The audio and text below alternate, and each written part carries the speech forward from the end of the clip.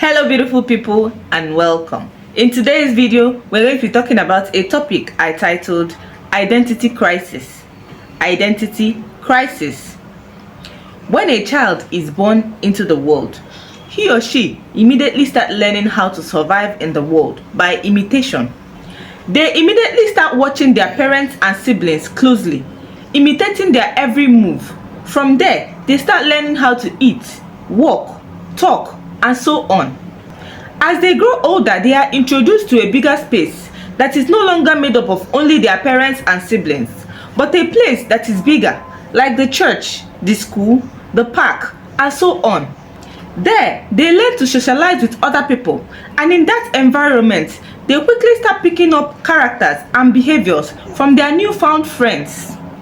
If one is not careful, this trait of imitating other people can go on for the rest of the child's life. Being easily influenced by other people's actions and behaviors and the need to fit in or belong to the most influential group can make a child to constantly do what others are doing. This behavior is the root cause of what we call identity crisis. So what is identity crisis? Identity crisis is a state in which a person experiences uncertainty about who they are and their proper role in life. A lot of people now shy away from talking about this issue of identity crisis because of the fear or feeling that they will hurt a lot of people. But the truth is that not talking about it has caused more harm than good and has now become very difficult for the society to handle.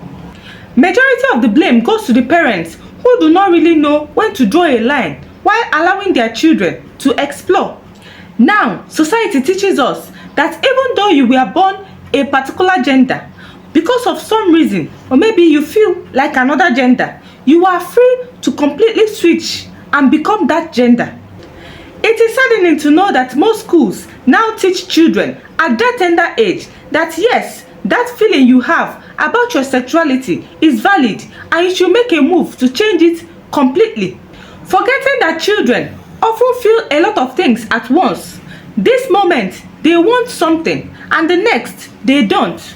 Or maybe they were simply imitating a particular person at that particular moment in time. So how do we remedy this situation and right the wrong which the society has created? Today, we are going to be looking at ways in which we can shield our children from experiencing identity crisis. The first one is to introduce them to Christ. Introduce them to Christ. It is never too early to introduce a child to Christ. You will be surprised how easily children tend to pick up things. Most cartoons that children watch now introduce same-sex relationship, making it to seem normal in the eyes of kids. And gradually, it is becoming acceptable among the younger generations. So, don't think your child is still young to teach them about Christ and the ways of God. Teach them how to pray. Jesus Christ taught us how to pray, so I don't see the reason why you should leave a child to figure things out for themselves. Teach them. In Matthew 19 verse 14, Jesus Christ said, "Let the little children come to me. Do not hinder them, for the kingdom of heaven belongs to such as these." The second one is to instill core values. Instill core values. Show the values which you want to instill on your children by demonstrating them on your everyday actions. Always discuss your family values with your children, explaining why they are important. And always ask them how they will handle situations that conflict with your family values. For instance, don't talk to strangers. And when a stranger asks you to come and take sweets, what do you say? Always acknowledge or celebrate the person who exhibits those core values so as to make others to take them seriously. The third one is controlled exposure. Controlled exposure. What your children are exposed to should be your number one priority. This includes the kind of company they keep and what they watch and read. Children can be easily influenced by what they see, so make sure you guide them towards the right direction.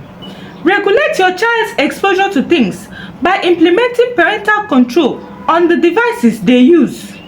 Always make out time to discuss with your children about their school and friends. That way, you can get a better picture of what is happening outside your home. The fourth way is to build self-esteem. Build self-esteem. Self-esteem is the overall sense of your own worth, value, and abilities. A lot of people are fond of talking down on their children, making them to feel inferior or less of themselves. The greatest assurance a child needs is when it comes from their parents. So always make sure you help build a child's self-esteem by encouraging them positively. Whenever a child makes a mistake, maybe in schoolwork or any other thing, make sure you correct them with love and encouragement.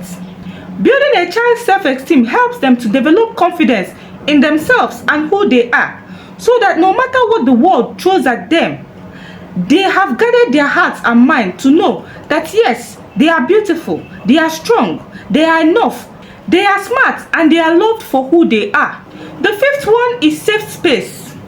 Safe space. It is wise for one to create an atmosphere at home where a child feels completely free to express themselves without the fear of being punished. This helps a child to be open enough to tell you their fears and weaknesses. Always listen to everything your child has to say, even when it doesn't make sense. It keeps the communication line open between two of you that they can barely keep anything from you. Avoid overreacting to things, especially with information shared to you by your child in confidence. But make sure you handle every situation strictly and carefully before it gets out of hand. The sixth one is to develop a prayer life. Develop a prayer life. Don't think it is boring or distracting whenever you pray with your children. For whatever a child sees you do always, the possibility of him or her doing the same thing is very high. The devil has a way of putting negative thoughts in people's minds. But someone with a strong prayer life knows that they can easily carry those thoughts and concerns to God in prayer. So even when you are not always there with them, you know that they have God who is always ready to listen to them. Prayer shields us from the different manipulations of the enemy. Job 5 verse 12 says, "He disappointed the devices of the crafty, so that their hands cannot perform their enterprise." The Lord told Jeremiah in Jeremiah 1 verse 5 that before I formed thee in the womb, I knew thee. And before thou comest out of the womb, I sanctified thee and ordained thee to be a prophet unto the nations. If only people can understand that they were not created as a result of mass production, but each and every one of us were carefully and perfectly made for the purpose of our calling here on earth. Psalm 39 verse 14 says, "I will praise thee, for I am fearfully and wonderfully made. Marvelous are thy works, and my soul knoweth right well." Bear this in mind, that you are a special gift given to the world by God, for you to use those special and unique abilities to bring about the salvation of many souls. Do your best to discover those abilities, and you watch how you become a sign and a wonder to your generation. If you made it to the end of this video, kindly like, share and subscribe for more videos. Thank you so much for watching, and have a blessed day. Bye.